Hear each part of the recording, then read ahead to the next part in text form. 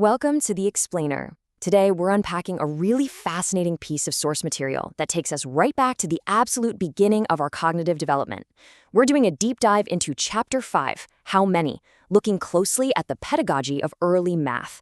We're going to break down exactly how educational frameworks design those very first, surprisingly complex steps that children take into the world of numbers, logic, and quantitative reasoning. All right, let's dive right in by looking at a rich, nostalgic park scene and asking ourselves how we actually first learned to count. When you look at a scene like this, you don't just see numbers floating in a void, right?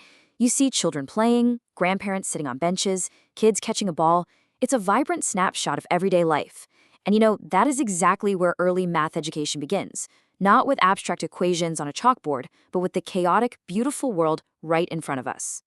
Think back for a second. How do we first make sense of numbers? Before we ever memorized a multiplication table or learned to carry the one, our brains had to figure out how to quantify our environment. We had to literally learn how to assign value to the things we saw and touched. And that brings us to the core pedagogical concepts from the chapter we're exploring today. Section 1, the power of observation. What's absolutely fascinating here is how the framework uses completely relatable, everyday scenarios to naturally prompt counting. Check out the prompts given to the educator. The very first instruction isn't count the people. Nope, it's share what activities they do in the park. Only after the child is totally engaged with the narrative does the math sneak in, asking how many children are playing or how many joined them. Plus, it seamlessly weaves in social-emotional learning, like discussing how to show respect to grandparents. It takes a standard math lesson and turns it into a holistic life lesson. Moving on to Section 2, the art of addition. Now, there is a crucial pedagogical distinction educators use when teaching addition with concrete objects. The curriculum actually tells educators to practice two totally different types of addition. First up is aggregation. That's combining two distinct separate groups to find a total. The second is augmentation, which is adding more objects to a group that already exists. Now, I know that might seem like splitting hairs to us adults, but for a developing brain, these are two entirely different neural pathways for understanding how a quantity grows. It's wild. And this comparison brilliantly illustrates those two real-world ways kids conceptualize addition. On one side, we've got the coconuts. You have a bag of 3 and a completely separate bag of 4. You aggregate them to see the total. On the flip side, you have the marbles. Ranjit already has 3, and Meenakshi brings her 6 over, augmenting the total. The curriculum is super intentional about using these tangible objects to anchor the abstract math. You can really see this aggregation concept come to life visually with spinning tops. You've got 3 colorful tops spinning together and 1 solitary top spinning on its own. By phrasing it out loud as 3 tops and 1 top altogether make 4 tops, the language acts as a bridge. It connects the physical representation right to the eventual mathematical symbol of a plus sign. And the real-world addition scenarios just keep coming. It challenges kids to combine a group of 3 ants marching on a branch with another group of 2 ants. Or over here, taking 4 colored pencils pointing at a paper and joining them with 3 more. By constantly varying the context, from bugs in nature to school supplies on a desk, the pedagogy proves that addition is a universal rule.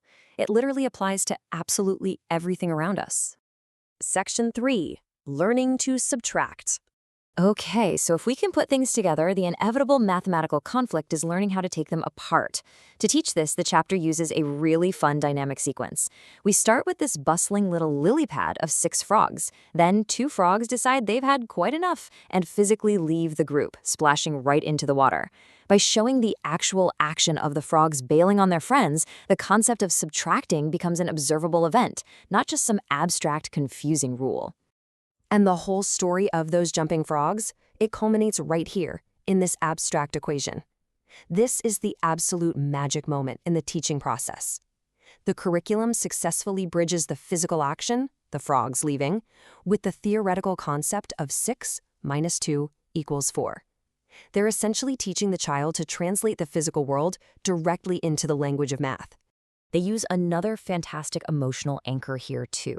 Picture a boy holding a bunch of brightly colored balloons. Suddenly, the string slips and 2 balloons, a red one and a green one, float away into the sky. Once again, it drives home the concept of how many are left by tying it to a highly relatable, maybe even slightly heartbreaking childhood experience. But it's not all visual. They also use auditory and rhythmic learning. The narrative features a clever little poetic device, a bus stop poem, to teach continuous subtraction. As kids answer how many are left after each stop, the poem wraps up with, "Last steps out, now there are none." Boom. It introduces the incredibly vital concept of zero in a completely natural storytelling format. Which leads us beautifully into Section 4, Math in Everyday Life. So, with the foundation of adding and taking away firmly laid out through these stories, the curriculum makes its ultimate pivot. It tells students to literally open their own backpacks. "Let us see what we have in our bags," it prompts. It gets them counting their books, their friends' books, finding the grand total.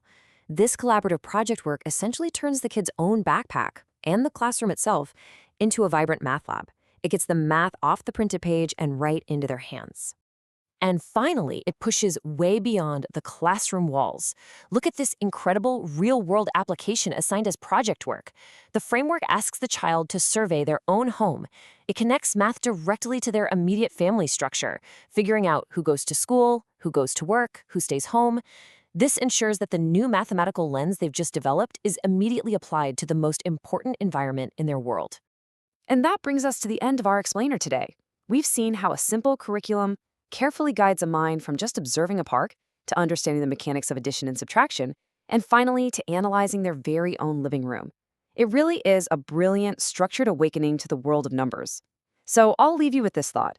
Knowing how carefully we are taught to see these patterns, how will you look at the math hidden around your own home today? Thanks so much for joining me, and keep observing.